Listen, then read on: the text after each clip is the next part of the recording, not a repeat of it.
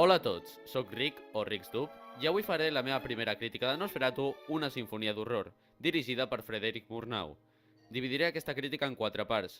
La primera serà personatges, la segona guió, la tercera fotografia i per últim la música o banda sonora. Faré aquesta crítica en 3 idiomes, castellà, català i anglès. I si algú no coneix aquesta pel·lícula, farem un petit resum i comencem.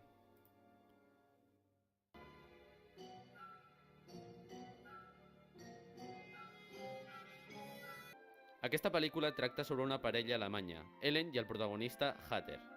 Hatter té un cap que es diu Kenok, que és agent immobiliari.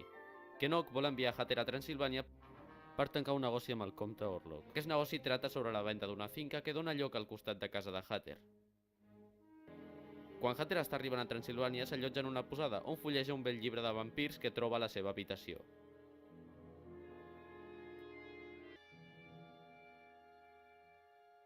Hatter arriba al castell i es troba amb el comte Orlok. Un cop Hatter i el comte Orlok estan firmant el contracte, Hatter es comença a donar compte de que el comte no és un comte. A Hatter li estranya molt que el comte li hagi dit que li agrada el coll de la seva dona. Hatter s'adona que el comte és un vampir i tem molt per la seva dona, Ellen.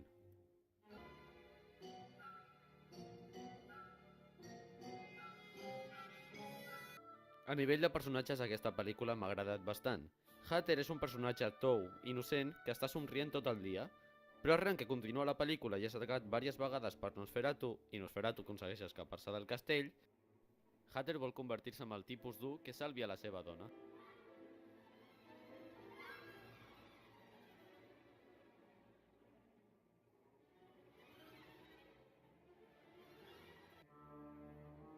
Kenok és un personatge bastant difícil d'identificar, ja que el veiem des del principi de la pel·lícula que està una mica boig, però arran que continua la pel·lícula el poble es pensa que ell és el vampir.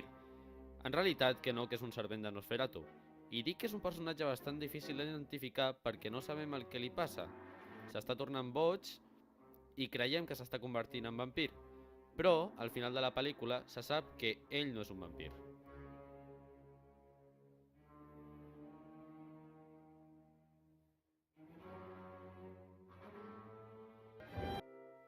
Ellen és el personatge més important de la pel·lícula. La veiem que és una noia responsable, intel·ligent, que té 2 dits de front, no com el seu marit. Arran que continua la pel·lícula, Ellen té un poder molt especial, que és l'amor que li té a Hatter. I per aquesta raó aconsegueix salvar el maldestre del seu marit de les mans del vampir. També Ellen és el personatge més important per al final, que si us veieu la pel·lícula entendreu per què ho dic.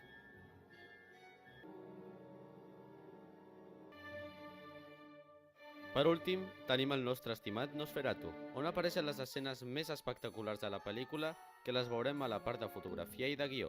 Tots els personatges tenen alguna cosa a veure amb la trama i no hi ha cap que falti ni que sobri, la qual cosa està excel·lent. Els actors fan una interpretació magistral i malgrat que no m'ha agradat com han caracteritzat a Hatter i a Kenok, he de dir que la meva nota és un 8 sobre 10.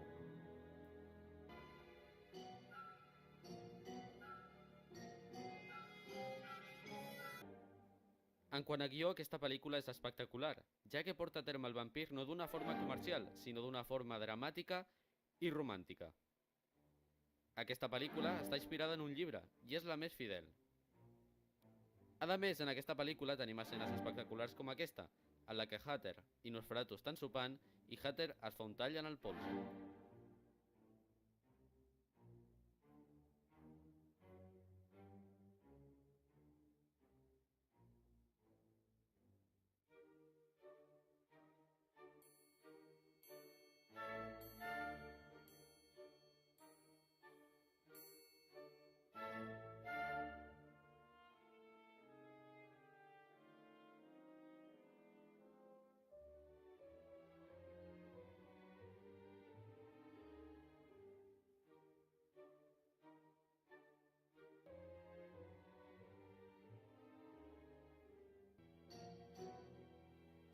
Aquesta escena és molt famosa, i segur que molts de vosaltres l'heu vist en el tràiler de Under Pressure d'una cançó de Queen amb David Bowie.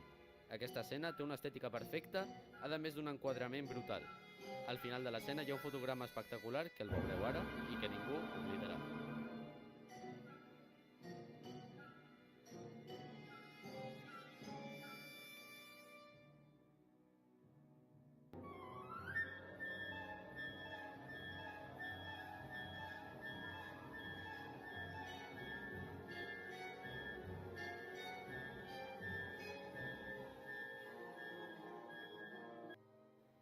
Com ja he dit abans, aquesta pel·lícula porta a terme el vampir no d'una forma comercial.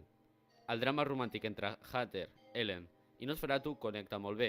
I en general aquesta pel·lícula està molt ben aconseguida, no només per aquestes dues escenes, sinó també per moltes altres que veurem a la part de fotografia, així que la meva valoració de guió és d'un 9 sobre 10.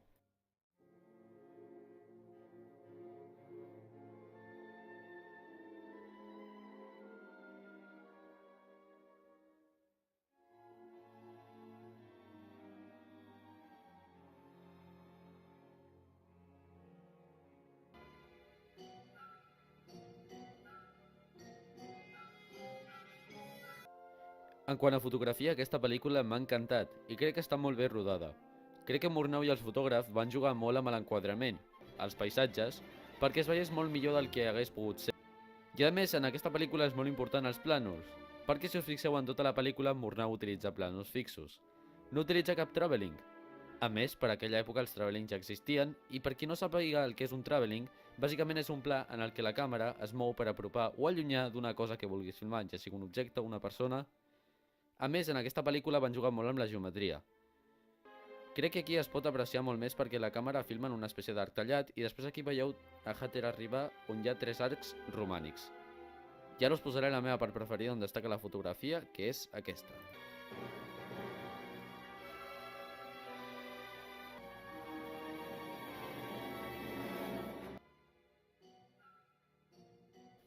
Bueno, aquí estem acabant les escenes més espectaculars. Així que jo crec que per ser aquella època i rodar tan bé una pel·lícula, la meva nota té que ser un 10 de 10 sí o sí. M'ha semblat espectacular i de veritat crec que està molt ben aconseguida. I no, tranquils que no m'oblido de l'escena del barco. Ara anem a parar l'últim punt, que serà la música o banda sonora.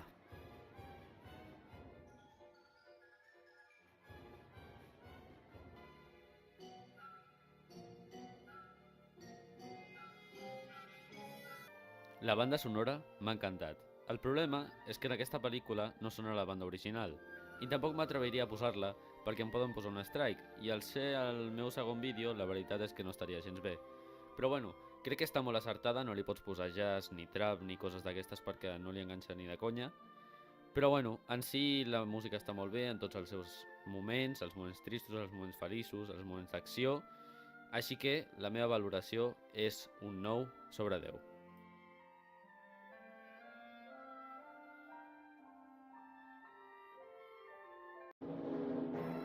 Fins aquí la crítica en català, espero que us hagi encantat. Recordeu que teniu el link a la descripció si voleu veure la crítica en castellà, les meves xarxes socials, i res, ens veurem en el pròxim vídeo que intentaré pujar la mateixa crítica en anglès.